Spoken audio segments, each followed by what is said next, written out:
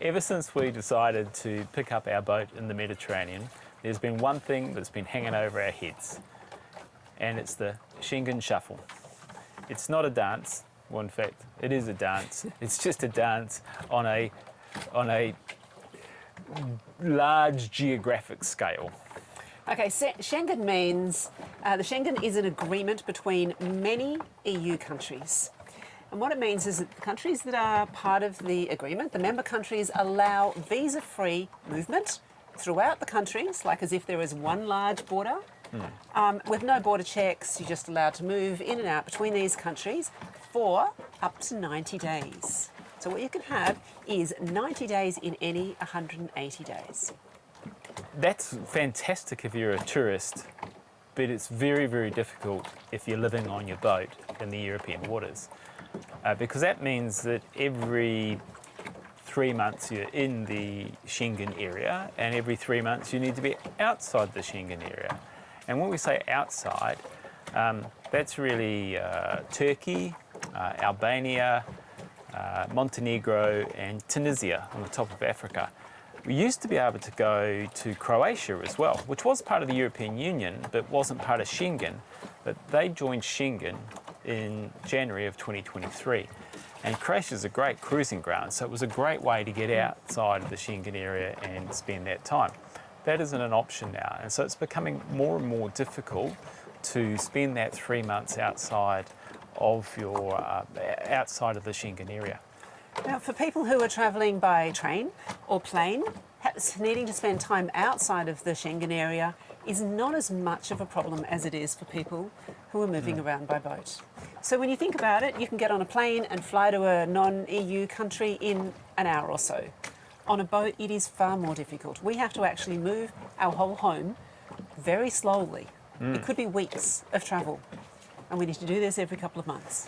And if you just think about it, is that we have to come in from a non-Schengen area into the Schengen zone, and let's say we want to go to Barcelona. It might take us 4 weeks of sailing to get to Barcelona to see a little bit of the area, and then we're 4 weeks of sailing to get back out of the Schengen area. And we're used up a couple of months, Yes, yeah. So, and that's probably a little bit more for us because we're not so experienced with multi-day voyages. We're still getting the instruments sorted on the boat. I don't have an autopilot yet. So it's a little bit more difficult for us to sort of try and plan around these things. So what most cruisers do is spend 2 to 3 months in the Schengen area, such as the June, July, August, summer in the Med, and then they spend 3 months outside in one of the countries that Richard mentioned. Yeah. So there are a couple of other options that sometimes cruisers use. Some of them will get sort of a temporary residence, that might allow them to be 6-9 months in a particular country. We've got to be very careful of doing that. We haven't paid VAT on this boat. This is a non-European registered boat, so we don't need to pay VAT. But if we become a resident of a European country, then that VAT more than likely will become due. Yep. The other thing is that if we're not a tax resident of Australia, then that starts to impact our superannuation in Australia. So those are not options that we feel that we can really take up. Then the other option is what's called a bilateral visa waiver. So these are agreements that were made between different countries, and most of them predate Schengen, so they go back to the 50s and 60s.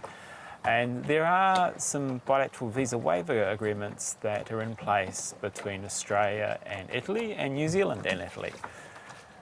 Like I say, they predate Schengen, and we've heard some stories both ways about people being able to use them and some people not being able to use them.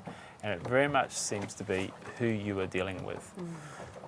What they do is allow you to have an extra 90 days in that country, just for the specific country that you exercise the agreement for.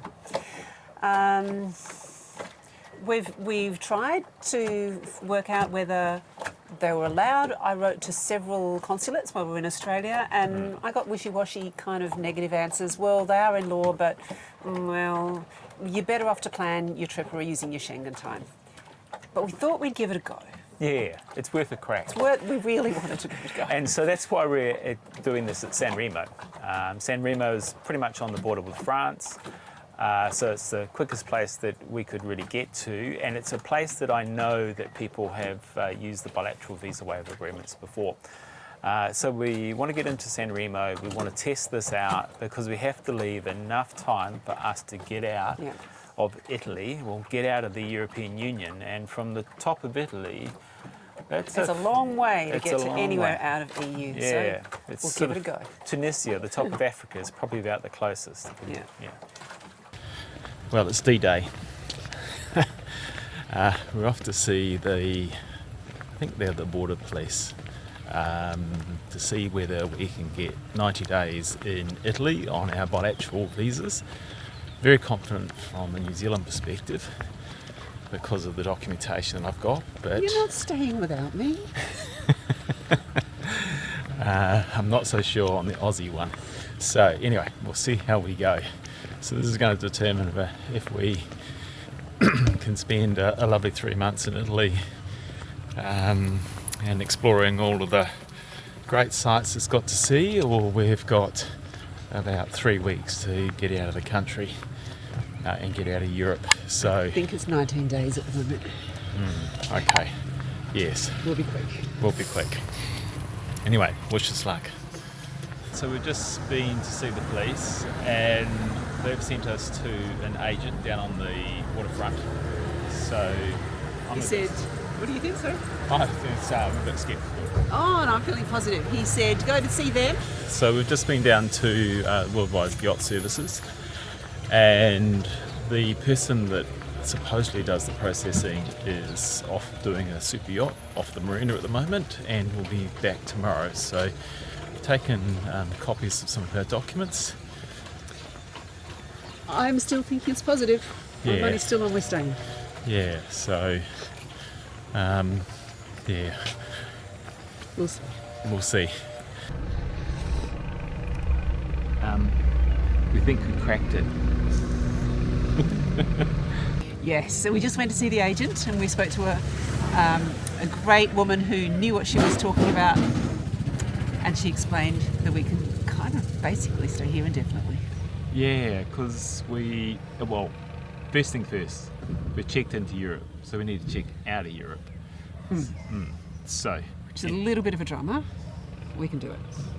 yeah, not too much. So Monaco is where we need to go to check out, because Just, a little I bit. don't know, Italy just doesn't do it, or it's hard for Italy to do it, but France will do it with no problem. she Anyway, said. so they'll check us out of Europe. Then we come back into Italy, but we don't check into Italy. So we don't check into the European Union. And we don't need to, because we're on our own private vessel. And we're never going to stay on land. So we're allowed to go on land. We're allowed to go for day visits. But we just can't go on stay in a hotel somewhere or Airbnb. We're happy with that. We can do that. Yeah, so it's cool. And so, yeah. That's it? It's it. So it seems a bit good to be true, and it seems a bit...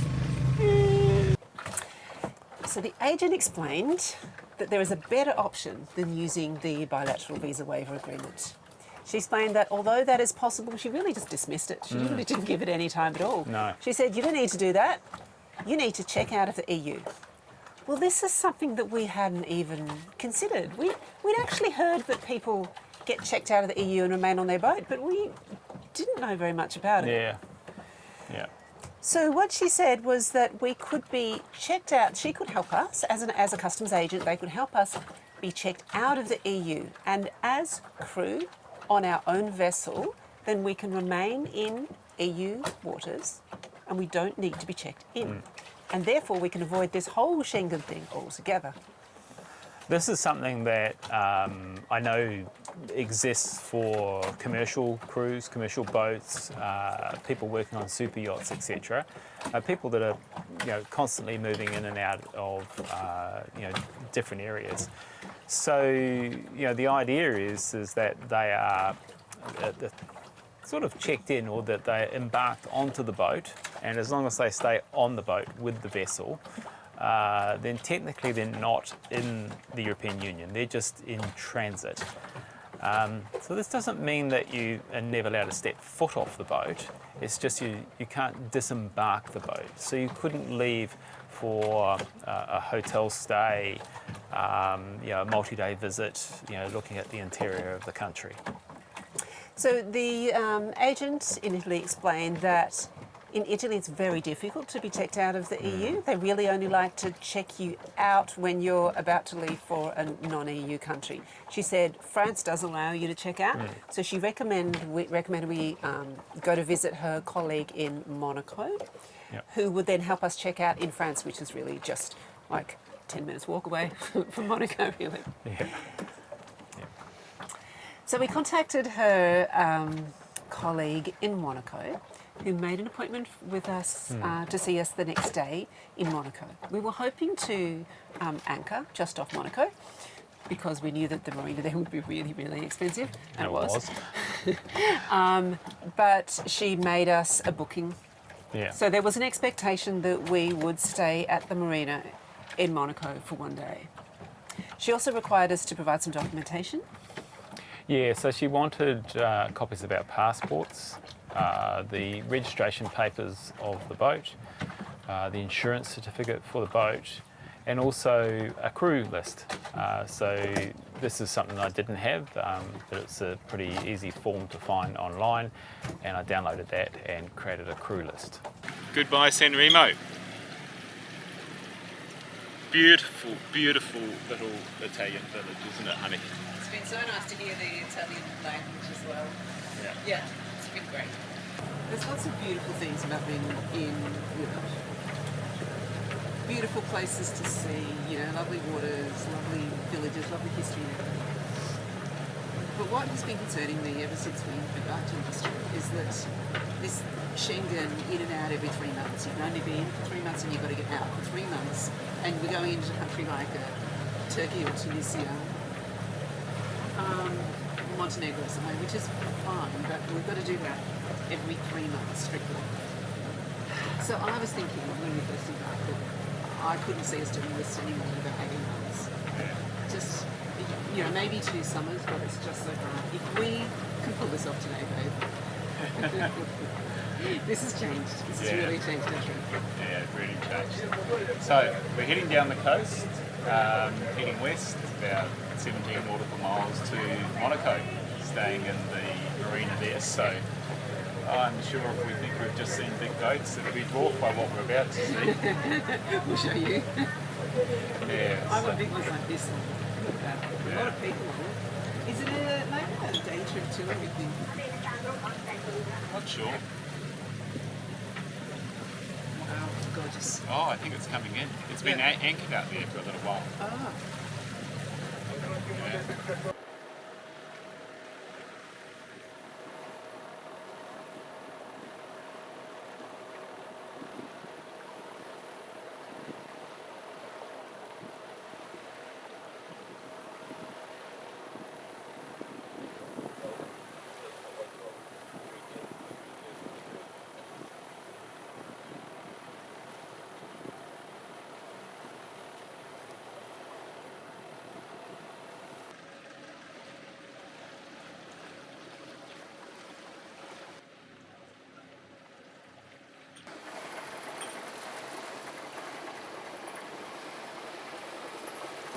Well, we're in Monaco.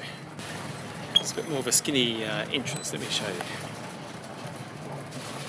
Not much room. But we came in, parked it like a boss. There's a big boat sitting off our bow here.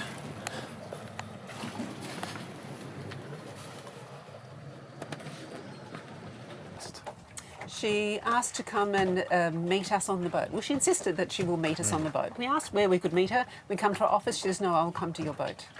Which she did. We just pulled up the marina, messaged her and tell her what dock we're in, and waited, and she came up to see our boat to pick up documentation and take it down to Coast Guard. I think she said Coast Guard. She needed to just really complete our check-in formalities in Monaco with the police there. So that was sort of nothing to do with the process of checking us out. That was more sort of just checking us in Monaco at the harbour. Okay.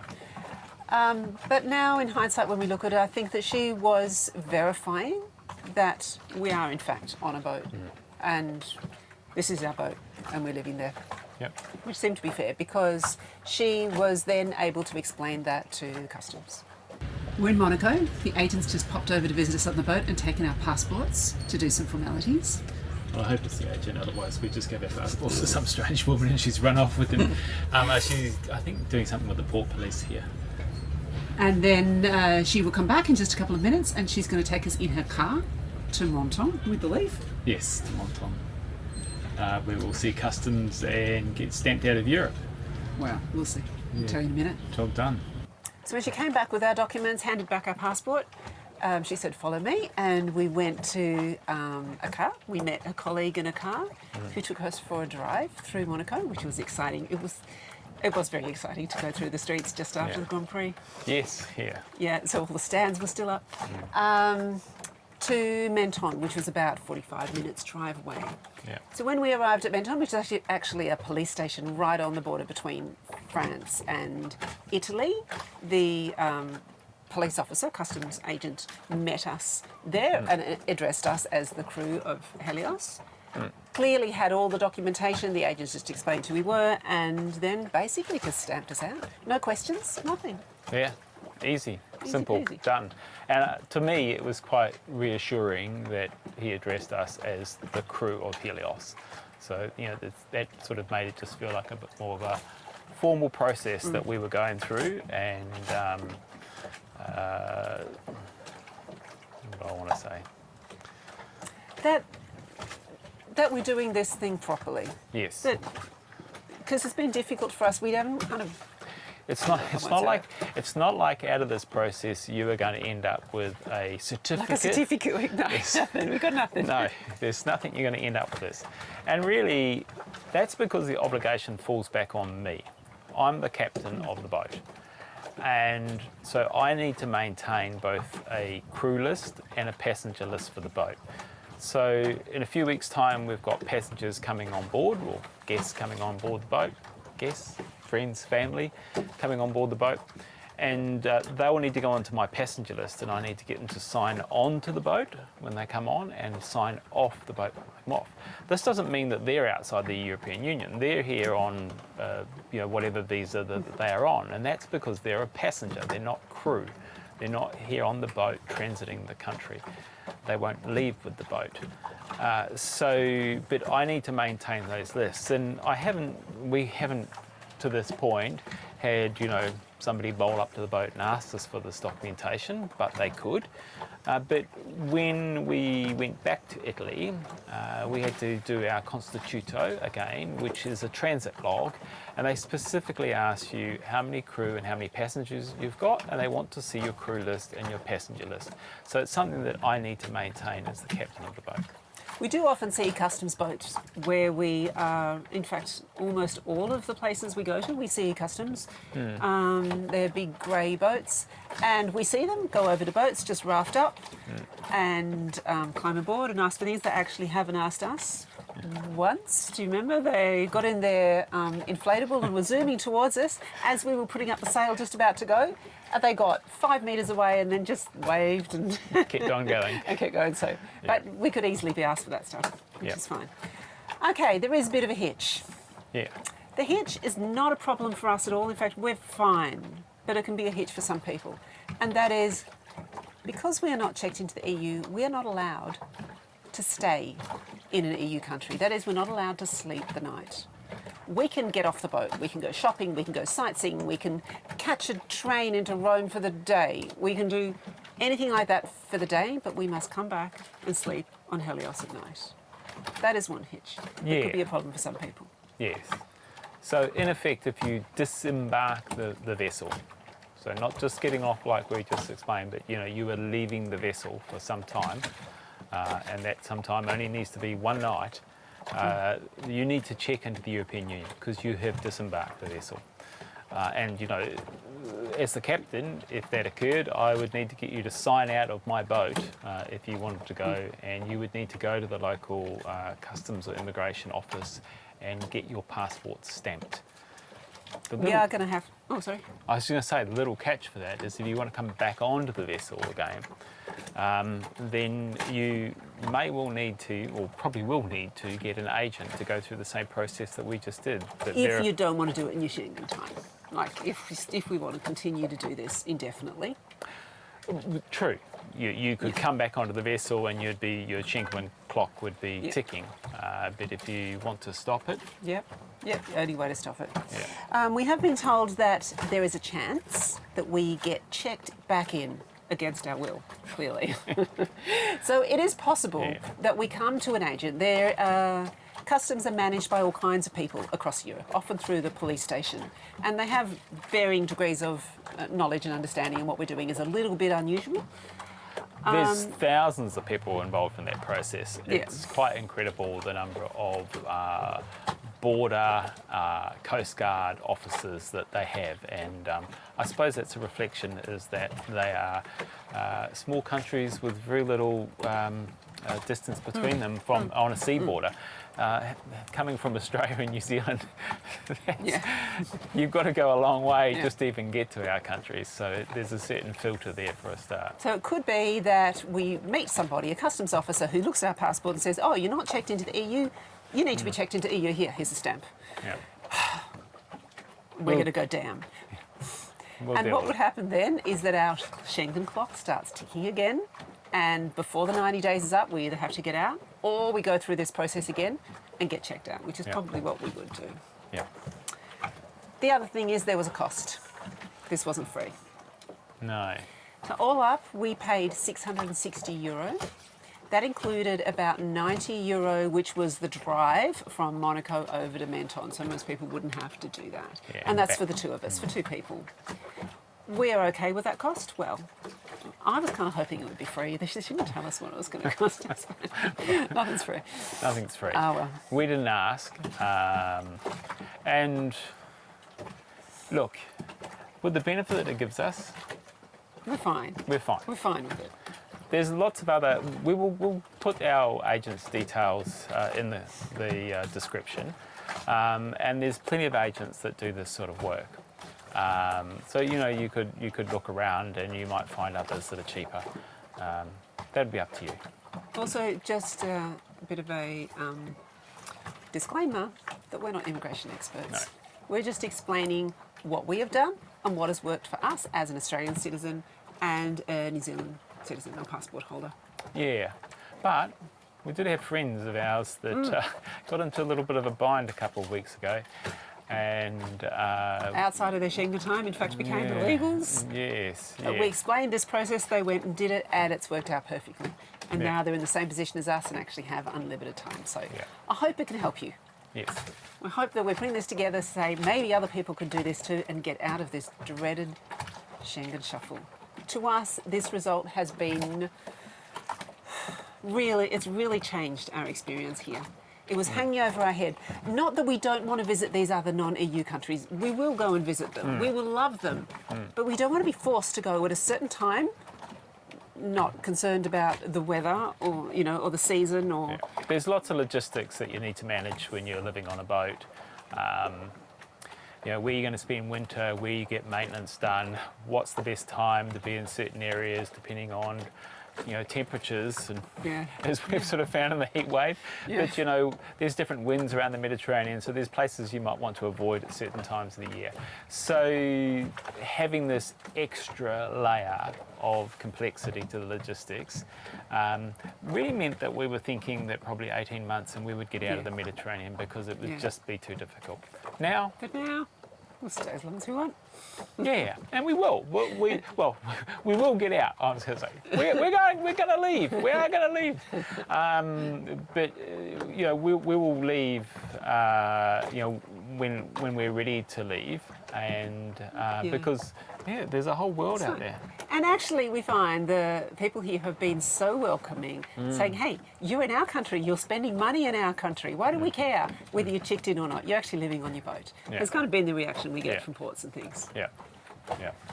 So I hope this has been helpful. I hope we have helped some people get out of this dreaded Schengen shuffle and just have a bit of peace in cruising this beautiful space.